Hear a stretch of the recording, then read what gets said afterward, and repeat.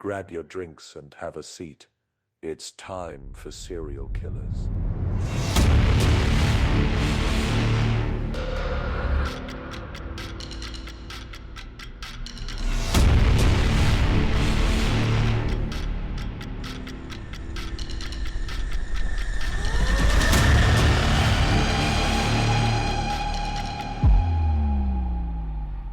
Well, still not tired of it yet.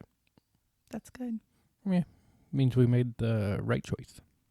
I mean, I wasn't really tired of the other one, but I like how this one fits more into what we're talking about, I think. Think it sounds good. Yeah, and I think it could be one of those things where, like I said, every year it's a new season. We'll see. But the thing that I also want to do is we're going to be creating a new logo. We have been working on that for a while, and I want that because I want to get some merch. Yeah, I need a hat. Yeah, I think like hats, beanies, stickers, all those things. Because the logo we have for Crime Bitches is great. It's a great logo. And our logo was something that I made up when we first started. And we have a son who can do photoshopping. And Oh, he can do a lot more than that. he's got the skills. And I also have a brother that is like a graphic designer. So like, I don't know why I'm not utilizing these people to make our logo better so that it's more merchandisable, because I think it would be great. And if your brother does it, we can give him a shout out on the podcast. It's a true story. Shout out the biz. Nothing spectacular that's going on. I just wanted to share with the world that we booked another Disney trip. And so we're now going to Disneyland in May and in December. And there is potential for an October one. Yes, we live in Washington. But And yes, we mind are your fucking business. We are irresponsible. Leave us alone. It's true. And you know what? We live one life and this is it. Okay? So mind your business if you hear us talking about Disneyland. Okay? And if you my listen, new slogan is not YOLO, it's YODO. Just for clarification, it's you only Disney often. That's the only way to be happy. listen, we're going so much that I'm actually on the fence about when their Magic Key pass holders come up. I'm on the fence about buying one of those or two of those. You only got to go 11 days. Yeah, you have to tip for the most expensive one. Like, it seems to make the most sense to me at this point in my life, because when I was counting it up, just so far this year we'll have gone for 8 days. I mean, that we have planned so far. We'll have 8 days planned for sure. Now, if we had Disney passes, we'd be going, when we fly in, we'd be going 5 days. It would pay for itself. I can work remote up to 2 weeks before I have to pay taxes anywhere. So I could go for 11 days, work from the hotel, and go to Disney afterwards. By that point, an Airbnb might be a better option. But regardless, we've got plans, okay? And that's it. All right, now that we got that Disney talk out of the way, did a little something different with the coffee this morning. Decided to go out this morning and visit some old acquaintances. Friends. I don't know. Yeah, we'll call them friends. When you go to a coffee shop regularly, they are your friends. They're friends. And but we hadn't seen them. We hadn't seen them in a while, so it's nice out. It's finally not raining, so decided to step out and grab some coffee. So it's not going to be the usual. These are a little fancier than we normally drink. So what did you get? I am drinking a iced sugar-free German chocolate latte with coconut milk. Not bad, not bad. And not a mocha, because I don't like mochas. It's a latte. And if you don't know the difference, a mocha is made with chocolate and a latte is not. That's literally the difference. I just don't like the chocolate part. And I got a double dirty pumpkin chai. And for people who don't know, when you get a chai and you make it dirty, it's because they put a shot of espresso in it. So true story. I got a double shot of espresso, some pumpkin flavor, and chai. And it's great. The problem is if I don't drink it fast enough and it starts to cool, it gets to the consistency of like eggnog. Yeah, it gets thick. It's because they use that powdered chai, which we used to use the powdered chai at the coffee bar we had, and I liked it, but that's exactly the problem. Yeah, so either you have to like microwave that shit to keep it warm. Either you reheat it or you just drink it. You should have brought your little hot. I'll put it on there when I go down to work. All right, well, let's hit it. Okay, so before we get into it, I'm just going to say this episode deals with rape. So, as always, wanted to give you a warning in case you don't want to listen to rape. To be honest with you, sometimes I don't want to research the rape. So, actually, I never do. But, so this is your out now before we get started. This case deals heavily with rape and murder.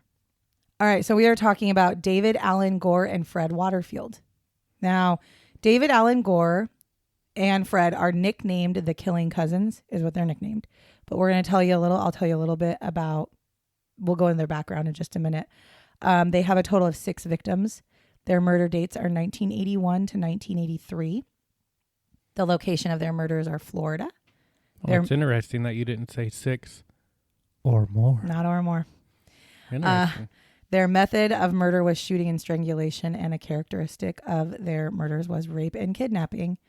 Now, we'll start with Fred, and then we'll go into David. So Fred Waterfield was born September 29th, 1952, and he actually grew up in New Jersey. Now, there's nothing known about his young years, like little kid to pre-adolescence to early teenage years, but we can kind of find some stuff about him in high school. So he played football in high school. He was considered by many like kind of a bad-tempered individual, but he was actually fairly popular. And he pretty much always was surrounded by people and girls. He was, I don't know if you would call him a playboy, but I guess in my mind, he was kind of like a playboy because he had lots of different girls that he would mess with. He didn't necessarily, but back then, I don't think they messed with him. It was like he'd have a girlfriend, they'd break up, and he'd immediately have another girlfriend. He had, like I said, a lot of friends. However, because he had a bad temper, some of these friends would like slowly kind of like step backwards and be like, okay, and distance themselves from him because he kind of had a little shit attitude sometimes. Like an example of this was one day he decided to throw grapefruits through people's windows because it was fun. And grapefruits aren't a small fruit. No, so he was breaking people's windows on purpose. He was a shithead. I mean, he was just a shithead. He just wanted to do shit things. That's all. There was not like, that doesn't mean that he grew up to be a murderer. That doesn't mean he was a troublemaker. His life was terrible. I want to make it very clear that when you do shitty things like that as a kid or teenager, it does not mean you were raised in a bad household. It's adolescence.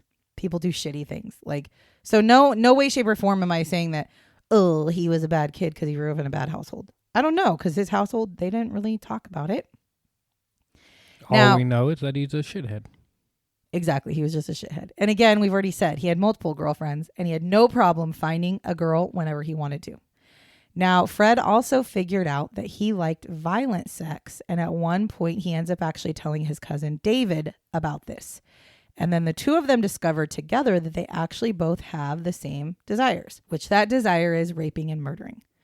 So somehow, some way they get into a conversation about what they like, and they're like in high school, and they both discover that they like violence. They like the idea of raping somebody, and they like the idea of murder. Okay. It's a interesting conversation. I know, I think about back when I had conversations with my friends. Like not even your friends, your cousins. I'm not going to my cousin. I'm not going to call her up and be like, hey. I'm not going to say her name. I'll just say Kay. Hey, Kay, just so you know, I'm totally interested in rape and murder. How about you? Like, how is that even a conversation that comes about? Like, that doesn't... Not even with, like, a best friend. No. You keep that shit to your heart. Not to your heart. You keep that shit inside and don't let it out ever, because that's not good. Yeesh. So, now we're going to get into David. So, David Alan Gore was born August 21st, 1953 in Florida. So, he's like younger. He's like almost a full year younger than Fred. Now, again, there's not a lot of information about his childhood or really even his teenage years, actually. There's not a lot about his early childhood. Now, he does have a sister. He had a father. And according to everybody like that lived in this area, his father was an extremely hardworking man. He actually managed one of the citrus groves in this area of Florida. And the area of Florida that all this happens in is a very small, like, city. Well, now we know where he got his grapefruits. No, for real. Yeah. I mean, 100%. Like they lived with near tons of different citrus groves, I guess. Now, it was also reported, though, that his mother... Okay, so when I originally started researching, I was going to be like, oh, it seems like he had a relatively normal childhood, because I even watched a documentary on this, and the lady in the documentary says, like, he grew up in a hardworking, loving family. And then she spews this shit, and I'm like, that's not a normal family. So his father might have been a hardworking person. His family may have been normal, but his mother was not. So it was reported that his mother would read the Bible to him. Okay. But she would make him sit on her lap, and she would wear just her underwear as she read to him. That's not normal. No. That's going to fuck a kid up. So that's fucking weird. So I can't go on and say that he had a relatively normal life, because I'm guessing he did not. But there's nothing else about his early childhood that would lead you to believe anything else. Now, throughout high school, David was a follower, and he also had a problem approaching or even really being with girls. Like at one point, he had a girlfriend, but she actually left him because she didn't really because she didn't feel like they were progressing into a boyfriend-girlfriend relationship, because he didn't really seem to have like the want to kiss her or hold her hand or be intimate in any way with her. But I don't think it was that he didn't like girls. I think it was very hard for him for some reason. Yeah, like maybe shy. Yeah. And in the documentary, no PDA. In the documentary, actually, one of the police officers, this will tell you how small the town this is. One of the police officers was their high school like best friend. Okay. And he even said like his girlfriend left him and wanted to be with the police officer. I mean, he was not a police officer at the time. He was in high school. He goes, because she said like, David doesn't even want to touch me. Like, I don't know why we're dating, because we're not dating. We're like friends. And so he said he had always had an issue with girls, and he was not popular at all. However, he went to school with Fred, who was popular, and his cousin, and he kind of followed Fred around. And like when Fred would throw the grapefruits, David would be there, but he just kind of stand there and just kind of like watch it all happen. Now, although he was a teenager, he did have a job, and he actually worked at a gas station in his teenage years. But he was fired because his boss found a hole in the women's restroom that was used for David to look into the women's restroom while girls were using the restroom. Oh, this Porky's? I don't know what that is. It's a movie where that happens. Oh, okay. I'm like, I have no idea. So he gets fired from that. And then at one point, he actually becomes an auxiliary sheriff's deputy, which is basically like a volunteer policeman. Some cities you actually can get paid for this, but basically you get sworn in to like protect and serve, but not to the extent of a police officer. So he gets that. Like a junior. Kind of, but he's older, like he's like 18 or whatever. So he does that. And then he also actually ends up working as a caretaker of a citrus grove as well, just like his dad. So he ends up working in this citrus grove where he literally manages what happens, how the citrus is picked and removed and all that stuff. Now, Dave and Fred share together, since they discover they like the same things. They start to share what their sexual fantasies would be. This starts in high school. They would do like weird shit. Like they would start like talking about women, but it would be women in their family. So like at one point they would be at David's house, and David has a sister, and they're making comments about her body. They made comments about Fred's mom's body, David's mom's body, in sexual ways. Okay, so this is how they start things. So then David and Fred decide they want to go a little farther in this act of experiencing things together. And they decide that it was a good idea to rape David's sister. And she was only 16 years old. And David held down his sister while Fred raped her. They were 18 years old when this happened. At this point, if you're willing to not only assist in the rape of your sister, but this was just even on your forethought of mind, there's not a single thing you can tell me about these people that's going to make me like them. Right. At all. Ever. Then in 1976, a woman named Angela... So did they like get in trouble for that? No, she didn't tell. as typically happens in families, right? Like you don't want your brother to get in trouble. You know, I'm sure they probably profusely apologized and was like, well, whatever. She was 16 and traumatized. So no, she didn't say anything. Then in 1976, this woman, Angela Hamel, called her car mechanic to help her because she had some flat tires. Now her car mechanic happened to be Fred. Fred was working at this shop. Actually, he owned the shop, I think. So she calls him and he's like, yeah, I got you. No problem. So he says, I'll pick you up. We'll grab some tires. Show me where your car is. We'll fix it. She's like, great. So he picks her up and he ends up driving her to a secluded area within some orange groves. And David is actually waiting within these orange groves, which happens to be the orange groves that David works with because he knows where the fucking secluded spots are. David and Fred take this opportunity to repeatedly rape her. And they actually were going to kill her. They had the plan to kill her because obviously she'll tell. But some way, somehow, the woman is still alive. She actually recounts this whole entire thing that happens on the documentary. And she even said herself, she's like, I have no idea what happened, but all of a sudden, they let me go. But they told me that I needed to never tell anybody about what had happened. She said, but for some reason, they did not kill me. She said, but they absolutely planned on killing me 100%. I'm going to let you go. Don't tell anybody. Okay, I won't. Right. I know, but she didn't. She didn't tell anybody because she was probably scared. So then February 19th of 1981, David uses his police badge. Remember, he's that auxiliary the sheriff? Junior police. Yeah, so he uses his police badge to lure Ing Hua Ling, who's 17, into his truck. Now, Fred was already in his car, and the two men actually drive to the Ling's home. Well, their thought was that nobody was going to be home. They're going to rape this girl, live their life. Well, when they get there, they find Shang Huangling, which is her mother, who is 48 years old. And she is there, and they're like, well, fuck. So they decide at that point, we're just going to kidnap both the mom and daughter. And we're going to take them out to the orange grove fields. And they end up tying Shang to a tree. And they forced her to watch them rape her daughter repeatedly. And then they killed both of the women. Now, the men actually then dismember both bodies and they put the parts in oil drums and then they bury them.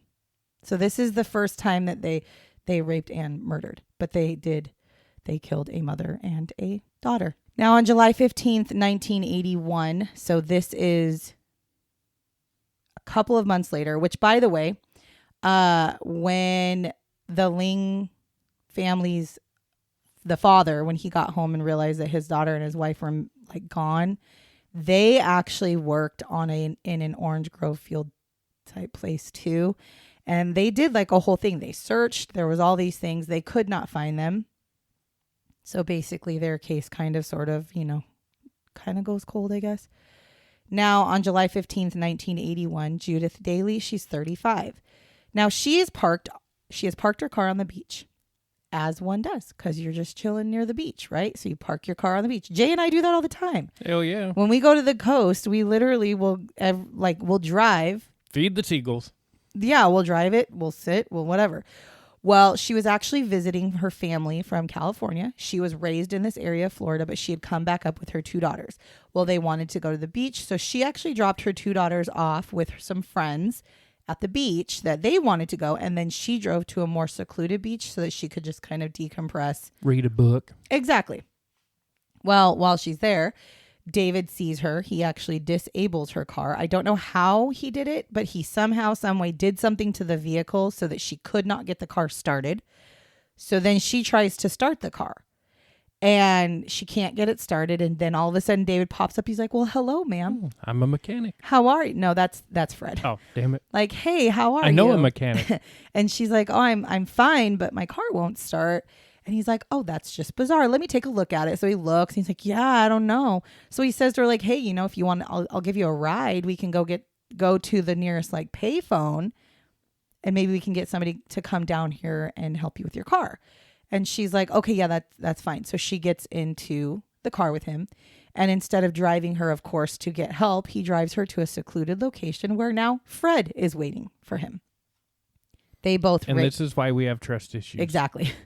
This is why they both rape Judith and then they kill her. And then they actually dump her body into like a swampy area. Because I guess where this beach was, it was literally like one half of the beach area was nice beach and the other half was like swampland.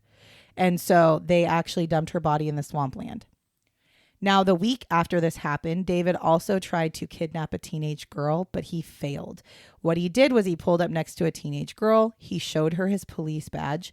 He had actually faked a traffic stop on her and told her that she needed to come with him for whatever reason. I think it was to identify stolen goods or that she might be a suspect in stolen goods or something. And so he's like, you need to come with me. So she gets in his car and he brings her to an isolated area within the orange groves. And when he gets there, there's a man actually fishing not far from where he was planning on doing this. And he actually turns to the girl and he's like, oh, I just received a call. We caught who we're looking for. You're free to go. And he let her go. Now she goes home. This girl. In the middle of an orange grove. Exactly. So she goes home. Well, she obviously thought it was weird because she goes home and tells her dad. And she tells her dad what happened. And her dad actually goes to the police department and says, hey, this guy literally just did this today. This is what happened. This is the scenario. And they're like, yeah, we don't know anything about that. Do you know who it was? And the girl was like, well, yeah, his badge said, I think, his badge said Gore or something like that. And they're like, oh, we know who you're talking about. So they call him and they're like, give us that fucking badge, you garbage pit human. You're not allowed to have that anymore because you just used it to fucking scare a little girl because they didn't know what he was doing. So they're like, you used it to like scare a little girl, right? He's like, yes. Scared. So they take it away from him. But like, I'm sitting here going, but like, where's the punishment? Like, don't just take that shit away. Like, you took the girl. Should you have not at least had attempted kidnapping charges? Like, are you kidding me? Falsifying a fucking police, or not falsifying, but like, what is it called? Impersonating. Yeah, impersonating a fucking police officer? Like, what are you talking about? No, he got nothing. He literally got no charges. They were just like, don't do it. Give us the badge. Probably to cover their asses too. So they're just like, let's just make it or go they away. just thought he was. Doesn't happen. Or they just thought he was like. Being a creeper. Being just weird. So not even a few days after this, he was seen hiding. He was seen hiding in a woman's car. She actually was walking out of the doctor's office, and when she was walking towards her car, she saw like the top of a person's head, like pop up a little bit behind like her driver's seat, and she was like, "Oh, what the fuck?" And so she calls she was gonna call the cops, but in that parking lot, there happened to be a patrol officer just like sitting there on his break or whatever. She's like, "Excuse me." Yeah, she walks over to him and she's like, "Excuse me. I think there's somebody hiding in my car." So the police officer walks up to the car. They open the car. There's fucking David like laying down in the back seat. And they're like, what are you doing? And they find out that he's carrying a pistol, handcuffs, and a police scanner. And they're kind of like, bro. Little sus. And so David at that point is charged and convicted of armed trespassing. See, and this is why you always look in your back seat before you get in the car. Yeah. Always. I never do, actually, because I have tinted windows, so I could never tell anyways. You still glance before you get in? I literally don't. Jesus. I literally never have. I'm not going to lie. You would think these podcasts would resonate with your everyday life. I don't go very many places, though, by myself, so I don't really care. So anyways, he is charged, convicted, and he gets a 5-year sentence for this. But he is released in 1983. Good behavior. He basically served 2 years, if that. Now, 2 months after his release, David and Fred find Angelica Lavelle, who's 14, and Barbara Byer, who is also 14, and they are hitchhiking. Now, these two men kidnap the girls, rape them, and kill them. They dismember their bodies, and they put their bodies in an orange grove field that David worked at. They buried their bodies out there. Then, July 26th, 1983, a girl named Lynn Elliott, who's 17, and Reagan Martin, who are 14, are also hitchhiking to Wabasso Beach. Now, the reason they're hitchhiking there is just because this is the fucking 80s. Apparently, people did this a lot in the 80s. They hitchhiked. Not me. I never did. Well, you would have been like fucking like 3 years old. So I hope you're not hitchhiking. I was 10 and 9 in the 80s. This is 1983. Okay, so yeah, it was 3, whatever. Like, I'm just saying, like, I hope you weren't hitchhiking when you were 3. If I wanted to go to the beach, I would. At 3 years old, you're like, excuse me. But they were hitchhiking because they had gone to a beach that was kind of close, but they wanted to go to a different beach. And so their brother, Lynn's brother, was like, no, like, probably shouldn't be hitchhiking. Like, let's go home. And she's like, no, it's going to be fine. And so he's like, okay, cool. See you later. So he went home. Well, they see these girls. They pull over, talk to the girls, pick them up. They bring them to a house that is actually owned by David's parents. And while they're driving there, Fred actually sees his sister, who also in turn saw him driving with his cousin, which made him feel real weird.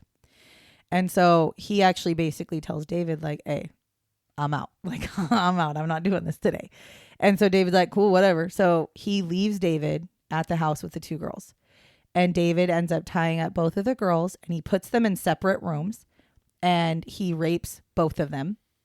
But he like repeatedly rapes them. While he's raping Reagan, Lynn actually manages to escape. And she runs out of the house completely naked with her hands behind her back. She's screaming as loud as she can for help. And she ends up tripping and falling. Like, the driveway is kind of a long driveway. She ends up tripping and falling in the driveway, which allows David to actually grab her. At that point, after he gets her, he ends up grabbing her and dragging her back into the house. And she's literally kicking and screaming. And he ends up shooting her in the head twice. Now, during this time that this is happening, there's this young boy who's riding his bike down the road, and he actually witnesses the whole thing. And he sees the girl running out naked, screaming. He sees David chasing her. And then he sees David grab and drag her. And then he hears the 2 gunshots. So he immediately goes and calls the police. Well done. Now, the authorities go to the house because now at this point, the kid can literally point them in the direction of the house. Like, he knows everything. They end up going to the house, and there ends up being a 90-minute standoff. And while they're waiting for him to fucking come out of the house, they realize that there's a car that's parked like in the, I don't think it was actually a garage, but like an overhang area. And they could see blood dripping out of this car. And so they go and they break into the trunk, and they find the body of Lynn in the trunk. And so now they're like, okay, we have to fucking do something. Well, they do finally end up breaching into the house, and they end up finding David up in the attic, who's also still holding Reagan as hostage. And she is actually bound with electrical cords, and her legs are bound, and she has handcuffs on her wrists, and she's completely naked, but she's alive, and she's up in that attic with David. Obviously, he gets arrested. And after they arrest him, he actually implicates his cousin Fred as being an accomplice. Now, Reagan is asked if she could identify the man who attacked her, and because he said Fred was involved in a lot of this, they did 2 separate lineups, one with Fred, one with David, and she actually points out Fred and David and says they both were the ones who attacked me and who attacked Lynn. Now, while David was being interrogated, he actually ends up admitting to having killed 5 other victims, but he was very quick to point the finger at Fred as the one who killed also. And he said that Fred would play the good guy, and he would try to like calm the girls down, and he would he would be like the nice charmer guy, and then David would be more of the aggressor. Fred was adamant that he never killed anyone and that David was a liar. Now, David does bring the authorities to the Orange Grove fields that he worked at, and he did show them where the bodies were. So they were able to recover those bodies. A grand jury ends up charging David with first-degree murder. He has 2 counts of sexual battery and 2 counts of kidnapping. And on January 6th, 1984, there was a petition that had a petition to move the trial from Vero Beach to St. Petersburg, Florida, because it was such a small area. You want to make sure that there's nothing that can basically sway. Yeah. That was granted, so they did move it. Now, on March 16th, 1984, David is convicted of murder, and he is given the death penalty. Well, I think they've also should have been charged with, what's that? Not defecation, because I know that's pooping. Because they cut up the bodies. Oh, because I don't know what that's called, but it's like something of a corpse or something. Yep. Yeah. Then in January of 1985, Fred is found guilty of the murders of just Barbara and Angelica, which were the two 14-year-old girls that were hitchhiking. And he was sentenced to 2 life sentences. Now, David's death sentence was based off of an 11-1 vote, which normally needs to be a completely unanimous vote to actually give the death penalty. And it was appealed because they were like, hold on, that wasn't a unanimous death penalty, so he shouldn't have the death penalty. So they appealed it on August 22nd, 1985, and the conviction stood. And then they tried to appeal a bunch of other times, and all of them were denied. So right now, Fred remains in Hardy County Prison and is still claiming his innocence to this day. His family and other people actually believe he is innocent. In particular, his ex-wife and his twin daughters, they believe that he is innocent, and they are continuing to try to get him out of jail. Now, I'm just going to say this real quick about that. Whether or not he killed people, whatever. But he most definitely raped David's sister when she was 16, and he most definitely raped Angela Hamel in 1980 or 1978. So he should still be in jail for those things. Absolutely. So what would make you think that he's actually fucking innocent? He at least fucking raped these women. So why are we trying to get a rapist out of jail? Then on April 12th, 2012, David Gore was executed by lethal injection. His final statement was kind of a long one, but not crazy. I would like to say to Mr. and Mrs. Elliott that I am truly sorry for my part in the death of your daughter. I wish above all else my death could bring her back. I am not the same man today that I was 28 years ago. When I accepted Jesus Christ as my Savior, I became a new creature in Christ, and I know God has truly forgiven me for my past sins. I am able to face today because I know Christ lives in me. The Apostle Paul said, "For to die is to gain." So I do not fear today, but truly look forward to spending eternity with Christ. Mr. and Mrs. Elliott, I have prayed for you both and pray y'all can find the peace that only Christ can give. Last, I just want to say I have had a tremendous amount of remorse and pray you and your family can forgive me. God bless all of y'all. The thing that always pisses me off about this, I do not and I will not ever understand why it is that people who are on death row are allowed to feel at peace when they fucking die. I will never understand the people that they killed were not at peace. And the thing is, I was born and raised Catholic. And I know that it says repent your sins, but I firmly believe deep in my heart that God is not going to forgive somebody who blatantly fucking murdered women and raped them because he fucking felt like it. I don't give a shit what you repent for. Yeah. There is a special place in hell for you, sir, and you will be going there. I'm sorry, but you will. And the fact that you can think, oh, I read the Bible and did this now, and now I've I'm given my heart. I'm a great person. Yeah, Well, and then on top of it, what a shit final statement. Hey guys, just so you know, I'm at peace with what I did. I'm at peace with my punishment, and I hope that y'all can forgive me. Fuck right off. Right. Now, his final meal was fried chicken, French fries, and butter pecan ice cream. So that's the official story of David and Fred. I obviously have shots, so do you want to hear them? Always. That's what I live for. Okay. So after being arrested for hiding in the woman's car that David got arrested, they ended up getting a search warrant for David's car because they thought this was real fucking weird. And this is the fact that he had the things that he did, they're like, okay, let's just see what we can find.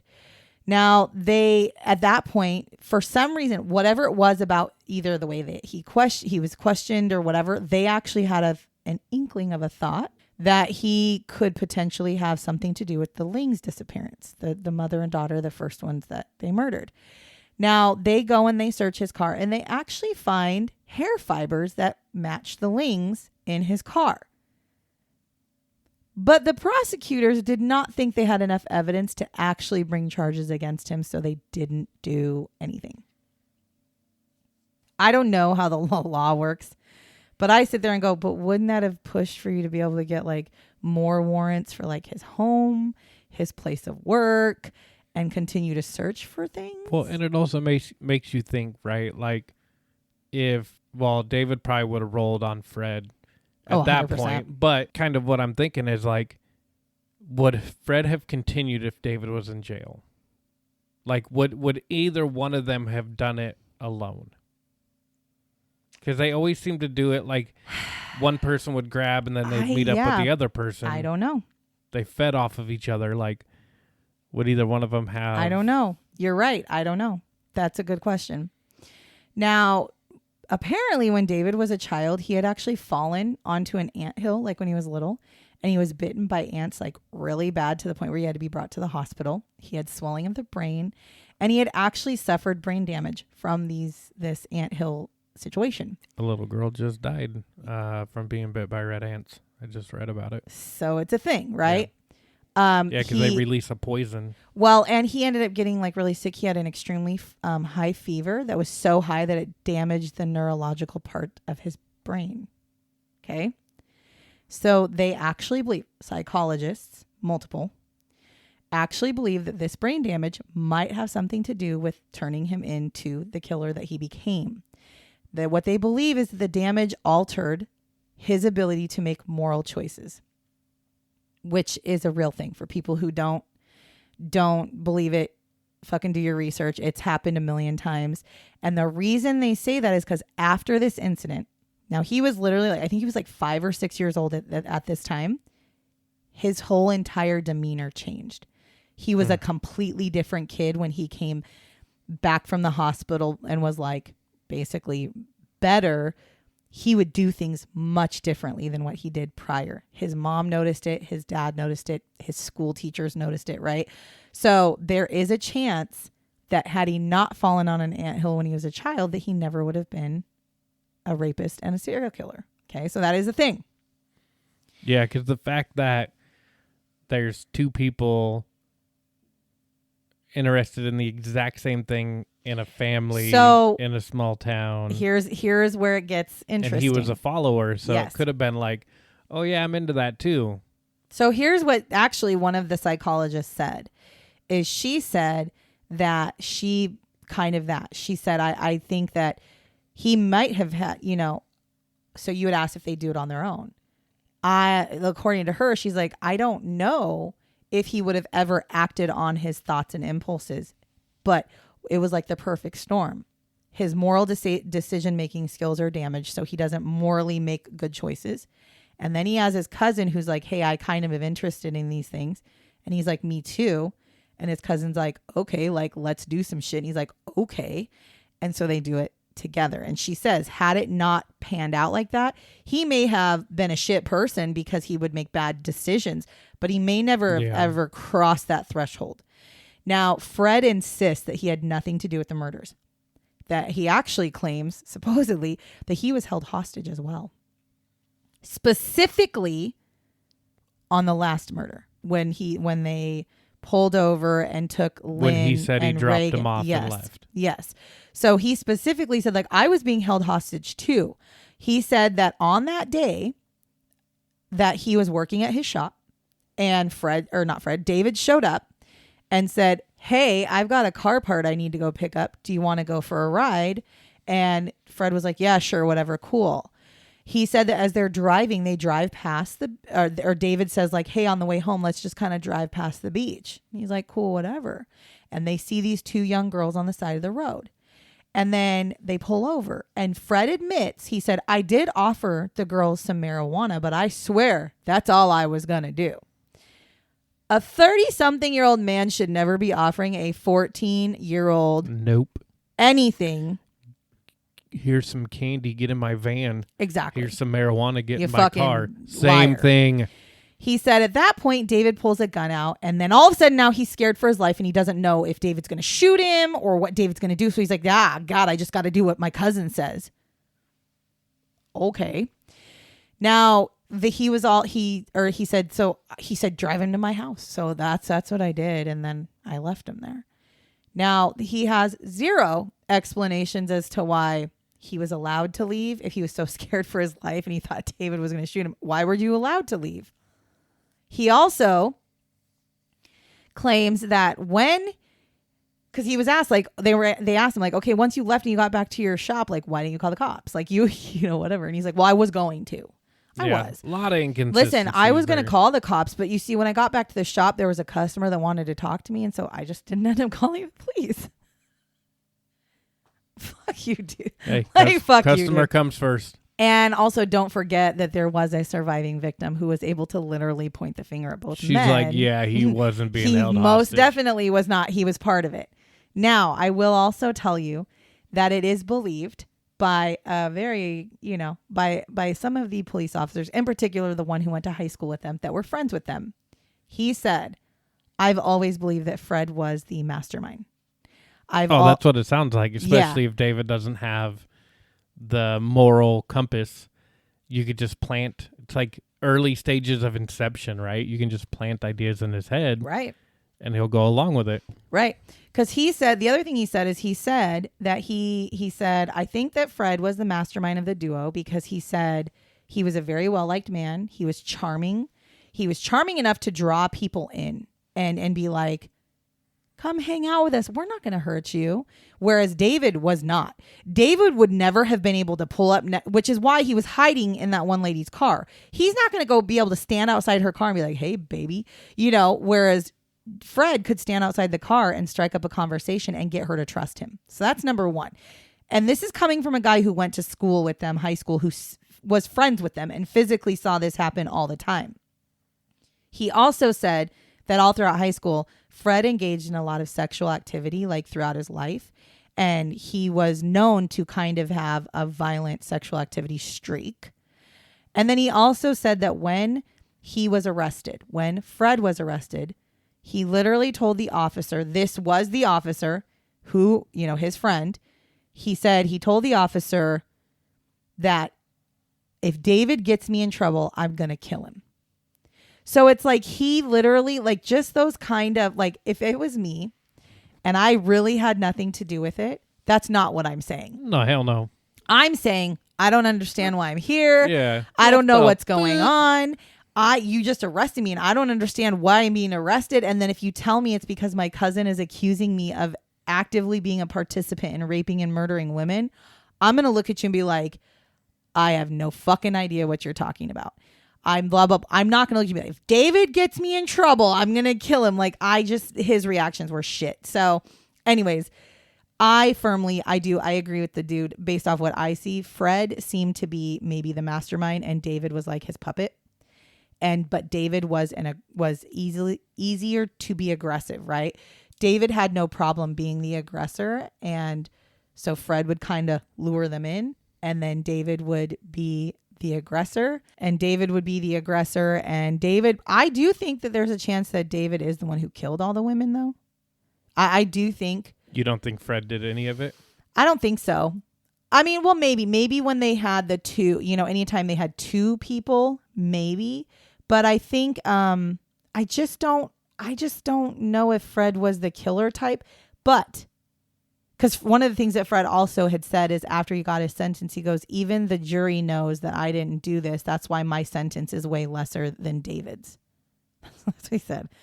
And that was the other thing. I forgot to write this in the shots, but David was offered a plea deal. He was offered a plea deal of, hey, we won't give you the death sentence if you turn on your cousin. And he said, okay. And then they said, ooh, you're not really a reliable witness, so never mind. So he got the death penalty. Got him. He got the death penalty anyway. So they didn't need to use his statements to get Fred. Wow. So, but yeah, I definitely think in this case, I think Fred was probably the ringleader. And it's disappointing to hear that he has people who are still rooting for him to get out of jail. Not because, again, I don't know if he murdered anybody, but he's still a rapist. He should be in jail. He's still a bad guy. Yeah, he still made really poor fucking decisions. And so he went from being a shithead to a bad guy. Yeah, he did. And so I understand ex-husband or your father and you want to think the best of them.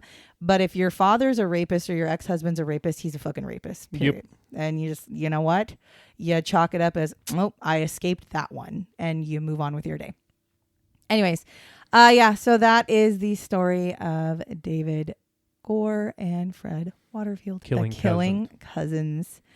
So yeah, if you like what you hear and if you are enjoying, smash that like button.